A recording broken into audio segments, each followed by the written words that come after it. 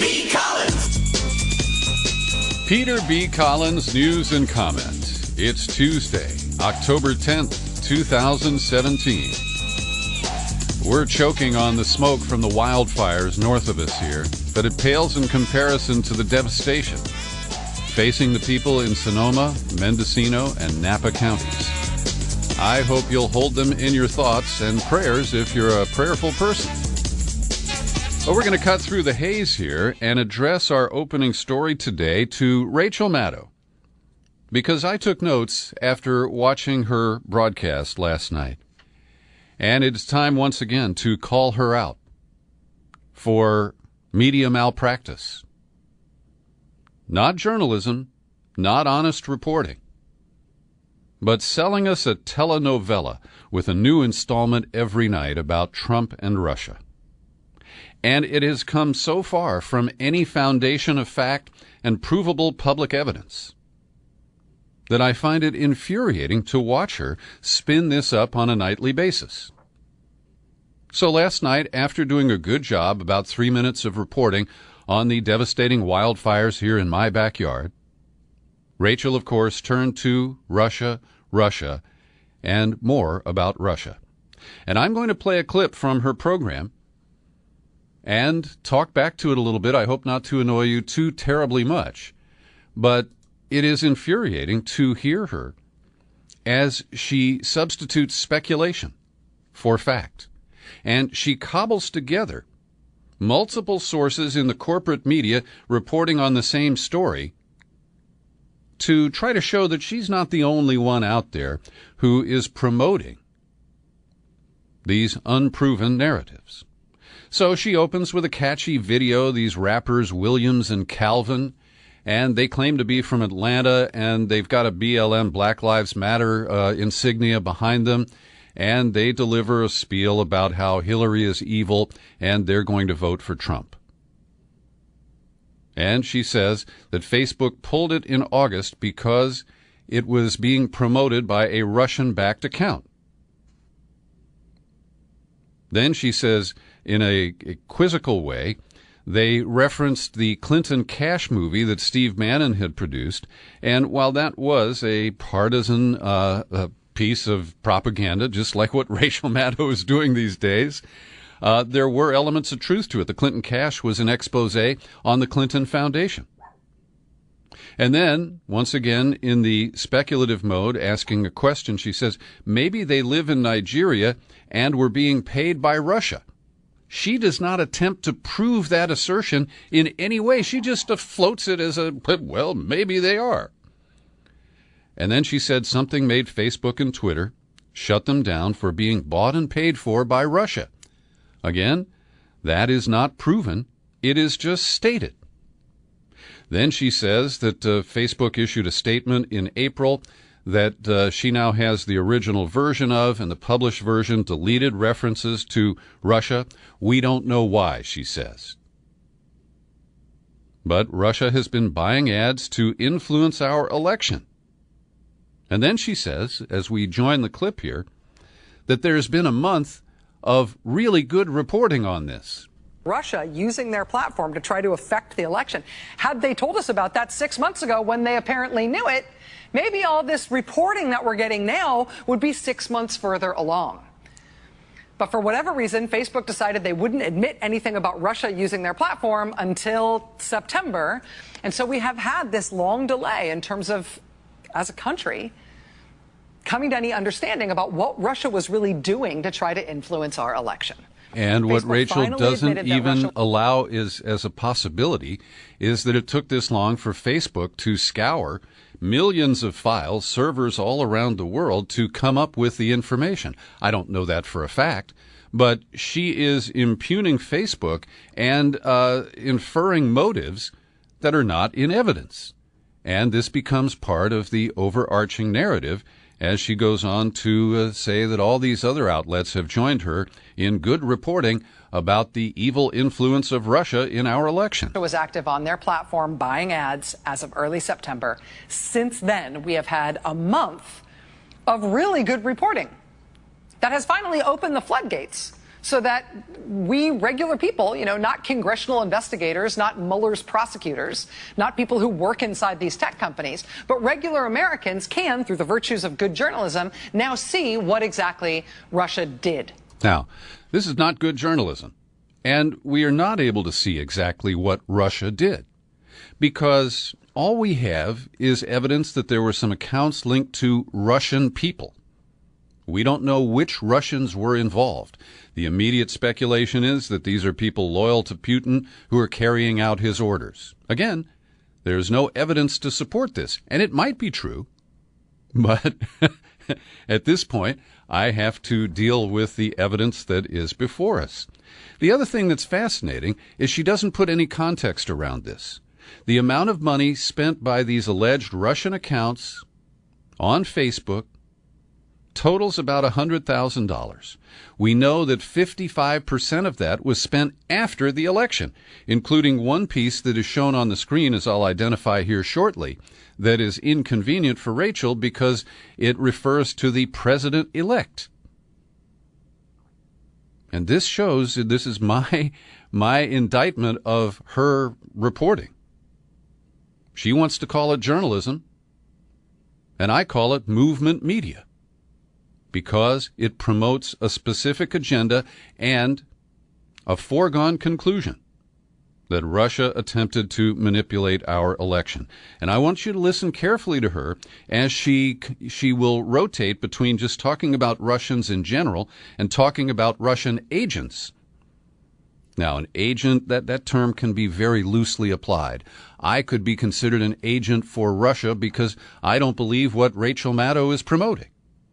And a low-level hacker at some internet firm, whether it's in Nigeria or New Orleans or St. Petersburg, is that a Russian agent? And one more thing before we go back to the videotape here. Rachel Maddow makes absolutely zero mention of the remarkable interview on 60 Minutes the night before with Brad Parscale. He was the digital director for Trump. He denies any collusion with Russia, and you may not find that credible, but a good journalist would reference this. And he, of course, was in charge of an $85 million budget, the bulk of which was spent on Facebook. He showed the various types of ads. He said he produced as many as 50,000 to 100,000 variations on Facebook posts and Facebook ads on a daily basis. And so Rachel Maddow is going to trot out some examples of the Facebook ads linked to so-called Russian agents and so-called Russian accounts. And these are just a handful. We have no information on how they were distributed and exactly how many people saw them, much less who shared them or endorsed them on the Facebook platform. All right, back to Rachel.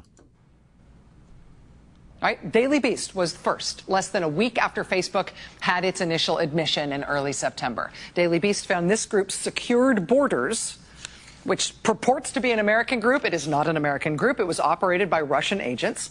Daily Beast had the first report on them back on September 11th, that this was one of these fake identity, Russian-run Facebook groups that appeared to be American, but it wasn't. And what it was trying to do online during the election was gin up fear of immigrants. Prove it. That Secured Border groups tried to get Americans to go hold anti-immigrant and anti-Hillary Clinton rallies in places like Idaho.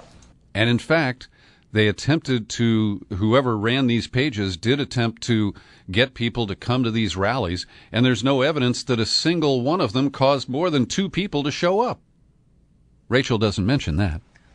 Then 2 days later, it was reporting from Business Insider, who turned up another fake Facebook entity secretly run out of Russia. This one was called Heart of Texas. Prove it. Not operated from Texas. It's operated from Russia. Prove it. And some of that is evident in their hilarious effort to sound Texan, or even to sound vaguely English speaking. This one's great and memorable. Now, as you hear this, understand that from anywhere in the world, the only people who use mangled English, who can't construct an idiomatically correct phrase in English, are Russians. It couldn't be anybody else, including an illiterate American who supports Trump. Bad English means Russia. In love with Texas shape. Close. You guys are close, but not quite there. And this Heart of Texas group was an I Love Texas group and a pro-Texas secession group. But mostly they appear to have been anti-Hillary Clinton. Some of it idiomatically correct and some of it not. This one, I don't even know what it means literally, but I get the point anyway. No hypoclintos in the God-blessed Texas. Again, literally, I don't know what they mean. Figuratively, I get it. I don't either. They also promoted Rachel. Hillary for prison. This was them, too. Hillary, stay away from Texas, with a photoshopped image of her with Osama bin Laden. Ultimately, this Russian group on Facebook started to promote an idea that must have seemed like a very satisfying prospect to Moscow if they could ever pull this off, right? Right before the election, this Russian-run Texas Facebook group switched over to this as their theme: secede if Hillary, meaning if Hillary wins the election, Texas should break off from the United States. And one of the assumptions underlying all of Rachel Maddow's reporting about negative attitudes toward Hillary Clinton is that they didn't exist in the United States. They had to be imported, and of course the only place they could come from is Russia. And the idea that there aren't people who hated the Clintons for whatever reasons and for however long, none of that is included in this as possible explanations for where this material came from. It's just obvious, and we all know it. It's from Russia. So then a week after that reporting on the Texas group, then it was Daily Beast again, uncovering another one of these fake Russian-run outlets operating on Facebook as if it was an American group. This one was called Being Patriotic.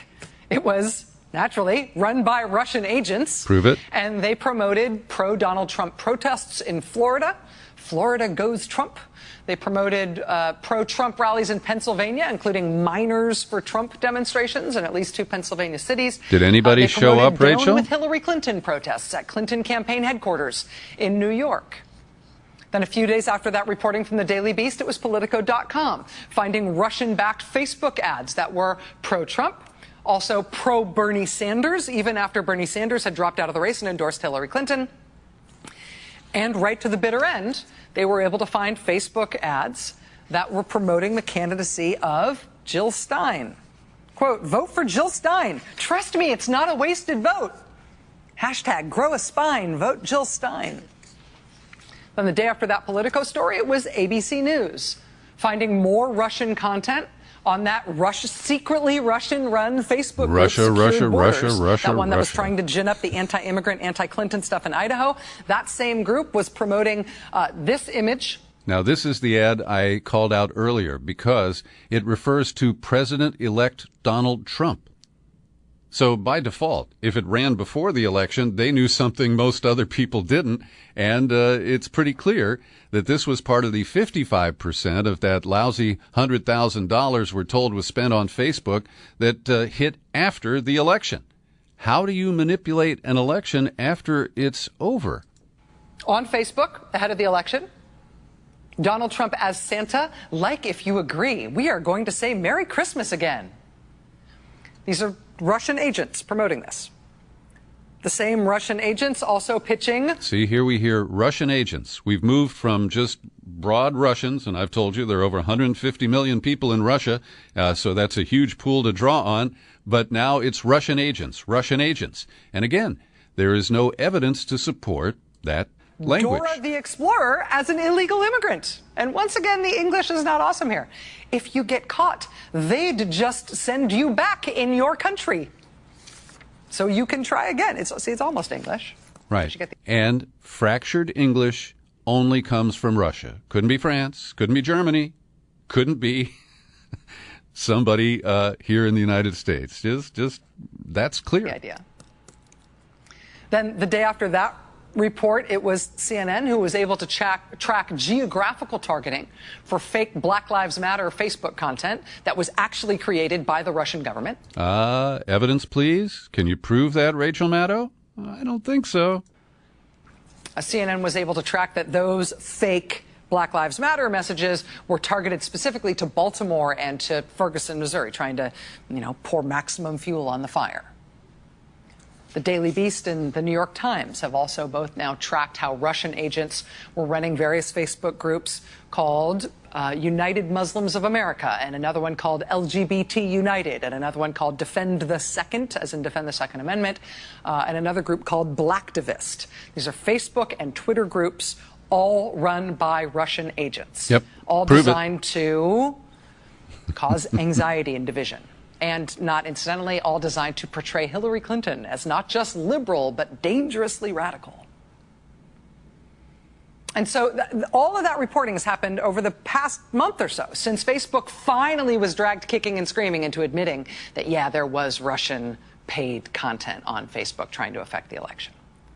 So in a rush, in this past month, we've had all this good, in-depth, concrete reporting to actually make it nuts and bolts, right? To give us something to look at, give us something to see so we can understand how Russia operated within our election. Just over the past month, we've had this rush of reporting that makes it not so much an esoteric thing anymore. It means we can see it, right? Now we know this is what Russia did during the election. We know it, yeah. This was Russian. They're calling themselves Heart of Texas. This was Russian, she says. And there is no proof. This is the mind-boggling state of media in the United States today. And I'm really saddened by it. I may be the only voice calling out Rachel Maddow by name, but I'm not alone in skepticism of the Trump-Russia narrative.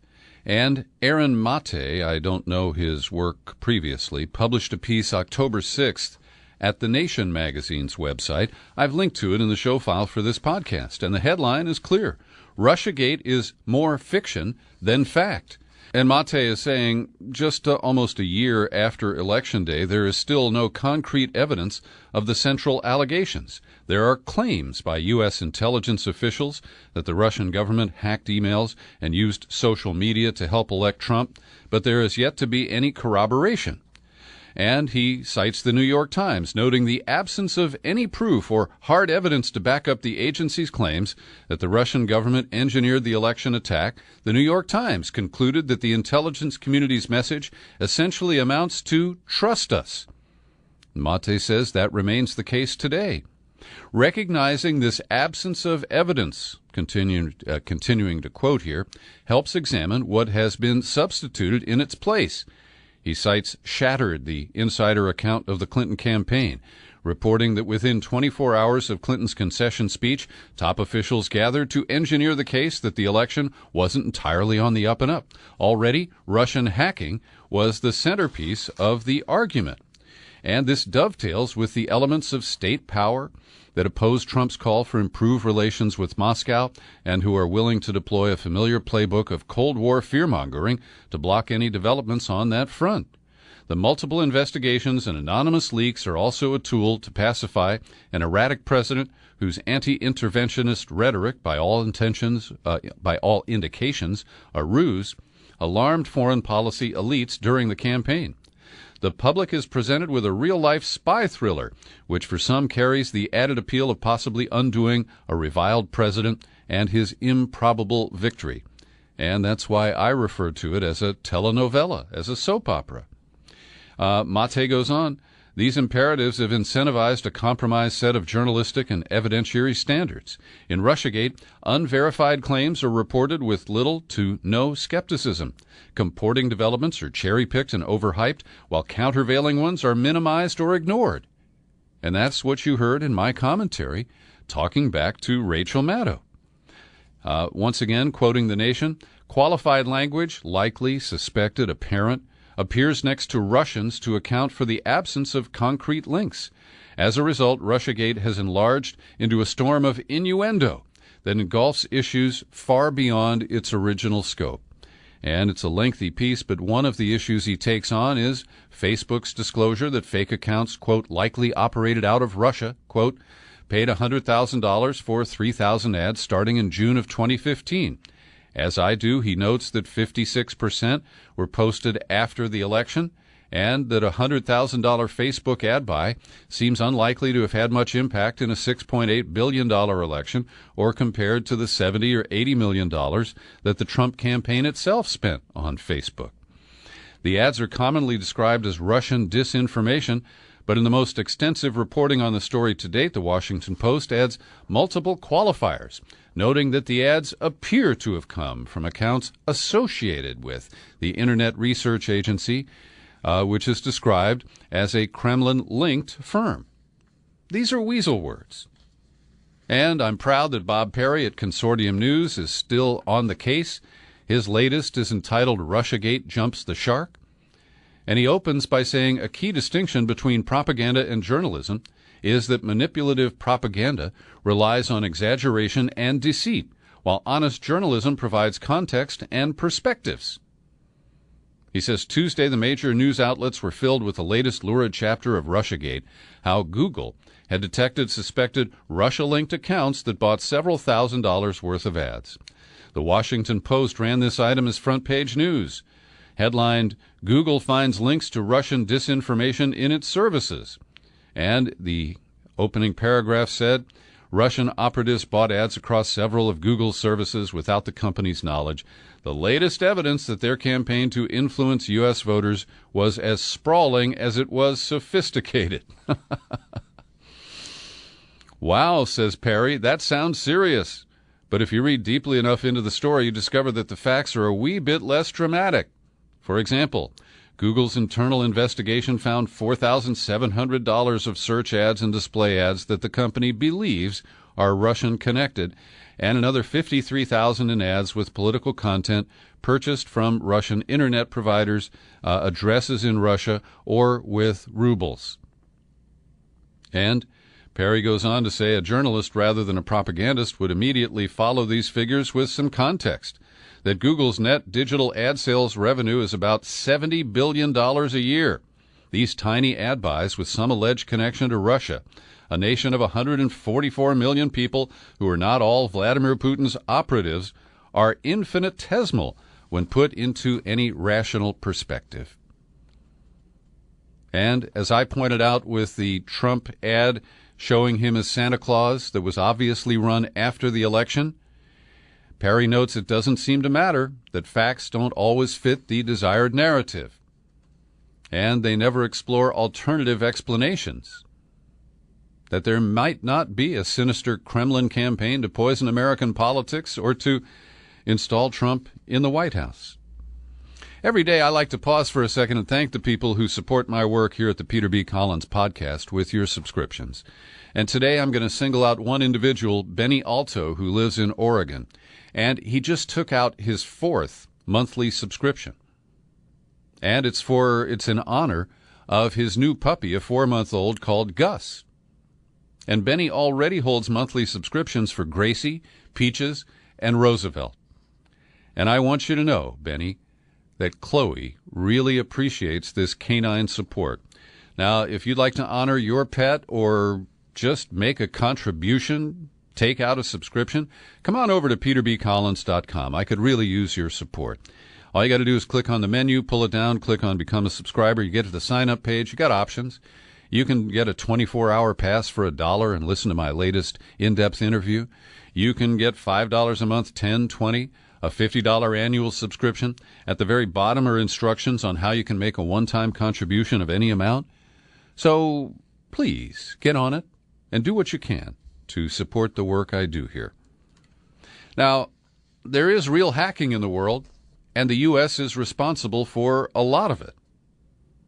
But a South Korean lawmaker is now giving out details about a hack that occurred at least a year ago, September of 2016, about the time the Russia meddling meme was launched in the American political discussion. And according to a lawmaker named Ri Cheol-hee, one of the plans that was hacked by the North Koreans is what's called a decapitation plan. Should war break out, it's the plan to go snuff out the life of Kim Jong-un. And given that this was transferred to North Korea over a year ago, doesn't this offer some explanation as to why Kim has ratcheted up his nuclear and missile development programs, and why he doesn't want to be like Gaddafi or Saddam Hussein, and he is carving out a confrontational path with the United States. Why? Well, because in the event of war, the agreement with South Korea is that the U.S. would run any military operations, including the decapitation. And so you may not have any fondness for Kim Jong-un, and I wouldn't try to foist that on you. But we always describe him as this irrational guy who is just trying to tweak the United States. But he views us as a clear and present danger to his continued existence on the planet. And it's another reason why Trump's bullying and threats will only compound the problem. New leak-based reporting by the Washington Post, they say they talked to 18 present or former White House officials, and they are reporting that the White House is like a pressure cooker and that Trump is ready to explode at any moment. The article opens, frustrated by his cabinet, angry that he hasn't received enough credit for his handling of hurricanes. President Trump is now lashing out, rupturing alliances and imperiling his legislative agenda, numerous White House officials and outside advisors said Monday.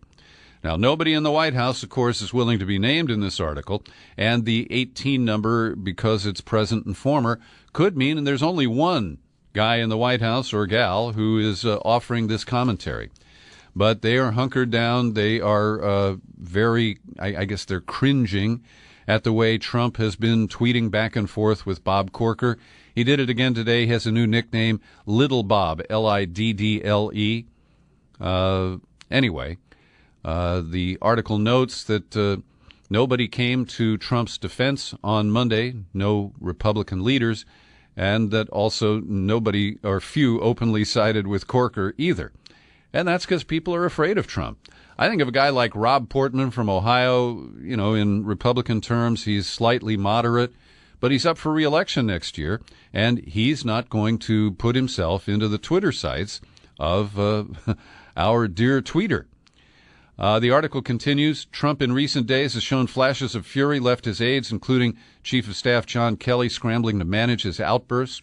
He's been frustrated in particular with Secretary of State Rex Tillerson, who was reported last week to have earlier called the president a moron. And so we get the image of a White House in deep chaos around this maniac who just bounces from one Fox News report to the next. And what's interesting, if you go to the Washington Post, there's an editorial today, something to the effect of what to do about a president who's out of control. And it's really lame, because it basically raises the issue of impeachment and says, no, we're not going to do that. And it suggests in a kind of fantasy way that elected Republicans on Capitol Hill are suddenly going to move into a nonpartisan anti-Trump mode. I find that bizarre. A bit of a surprise in Barcelona tonight. It actually occurred, I'm speaking to you in the afternoon, but the session was held Tuesday evening in the Parliament of Catalonia, and Carles Puigdemont, who is the leader of the separatist movement there, the independence movement in Catalonia, has surprised us by saying, I'm asking Parliament to suspend the Declaration of Independence so that in the coming weeks we can undertake a dialogue. Now, it's pretty clear that Barcelona is kind of isolated. There is no ally in Europe that said, sure, if you become independent, we'll trade with you, we'll support you. The Spanish government has successfully squelched most available outside support. And so this call for talks might lead to some sort of mediation, but there's no obvious partner or neutral source to undertake this move. And I expect Madrid will conduct business as usual, which is just to ignore this effort to start dialogue and try to push the independence just basically over a cliff. Israeli Prime Minister Netanyahu announced today approval of an additional 3,736 illegal units in Jewish settlements in occupied West Bank territory. In the communities of Hebron, Migron, and Beit El, I think it is, which is a settlement on the outskirts of the Palestinian capital, Ramallah. Well, this is just another effort to use the Trump presidency to move forward on efforts that were at least criticized by the Obama administration. And Hanan Ashrawi, member of the executive committee of the PLO, said Israel is bent on entrenching the military occupation and its illegal settlement enterprise, further reaffirming its intentions of displacing Palestine and replacing it with Greater Israel. And finally today, there has been a stunning shift in the narrative of the Las Vegas Mandalay Bay shooting incident. The sheriff of Clark County announced today that there is a change in the timeline which really throws the narrative that has been in place and challenged by many skeptics, including me, for the better part of a week now. And the issue is that the security guard who was outside of the hotel room of Stephen Paddock, well, he took a bullet to the leg when reportedly Paddock shot over 200 rounds through his hotel room door based on the little cameras that he had installed on a room service cart and apparently on the peephole in his hotel room door. Now, the critical change in the timeline is we were previously told that the security guard, whose name is Jesus Campos, took that bullet shortly before the police officers got to the 32nd floor and the shooting by Paddock stopped. But now we are told that Jesus Campos took that bullet and the 200 rounds that were fired into the hallway occurred 6 minutes before Paddock began shooting at the crowd at the Country Music Festival across the street from Mandalay Bay. Now, in the same breath, without a quote, the Guardian article here reports that the sheriff asserted there is no indication anyone other than Paddock fired on the crowd. Now, we know of all the real-time police radio calls where second and third shooters were speculated on. There are pictures that show that more than 2 windows on the 32nd floor were shattered at the Mandalay Bay Hotel. There are a lot of important questions here, but this shift in the timeline still doesn't address the open question about why it took a reported 72 minutes after the shooting stopped for the cops to blow down the door and enter the hotel room of Stephen Paddock. So I remain unconvinced about the official narrative, which is changing, and I will continue to pursue any kind of authentic challenge to the official story. There's a lot of wild speculation out there on the internet, and some of it may turn out to be true. Was Paddock working for the FBI? Was this a failed effort at a new Fast and Furious gun sting operation? Well, these questions circulate and have credibility, or at least some currency, because our government has lied to us in the past, and they're operating in a cover-up manner, in this case right now. Thanks for listening to my daily news and comment podcast. It's free, and it's available on YouTube. I'm Peter B. Collins. Happy trails to you until we meet again. Happy trails to you. Keep smiling.